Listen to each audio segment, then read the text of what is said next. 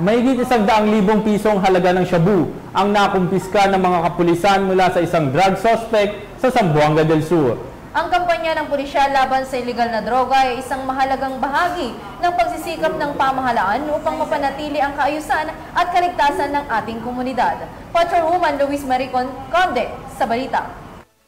Tinatayang 170,000 halaga ng hinihinalang shabu sa isinagawang operasyon ng mga otoridad sa Purok Boundary, Barangay Old Labangan, Zamboanga del Sur nito lamang ika-30 ng Hunyo taong kasalukuyan. Kinilala ni Police Major Junior C. Yap, Acting Chief of Police ng Labangan MPS, ang suspect na si alias Jello, 23 anyos, lalaki at residente ng Purok Pagkakaisa, Barangay Lantian, Labangan, Zamboanga del Sur. Bandang alas 11:35 ng gabi, nang ikasa ang drug bypass operation ng mga operatiba ng Labangan MPS, katuwang ang Special Operation Unit 9, PNP Drug Enforcement Group, Zamboanga del Sur Provincial Drug Enforcement Unit, 902nd Maneuver Company Regional Mobile Force Battalion 9 at Maritime Police Pagadian City na nagresulta sa matagumpay na pagkakaaresto sa suspect. Nakumpiska mula sa suspect ang isang piraso ng heat-sealed transparent plastic sachet ng shabu na may timbang na 25 grams na tinatayang nagkakahalaga ng 170,000 pesos, 3 bundle ng budol money na may isang tunay na 500 pesos sa ibabaw at may serial number na LU361061 na ginamit bilang bypass money at iba pang kagamitan. Mahaharap ang suspect sa kasong paglabag sa Section 5 Article 2 Republic Act 9165 o Comprehensive Dangerous Drugs Act of 2002 kapag napatunayang nagkasala ito. Ang mga nakumpiskang ebidensya ay nasa pangangalaga ng Provincial Forensic Unit sa Camp Abilon, Pagadian City para sa eksaminasyon,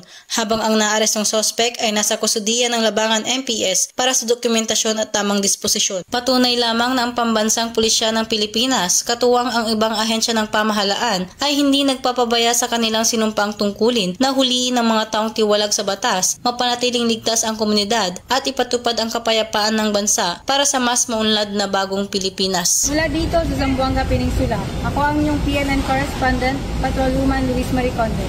Alagad ng batas, tagataguyod ng Balitang Pulis. Maraming salamat, Patrolwoman Conde.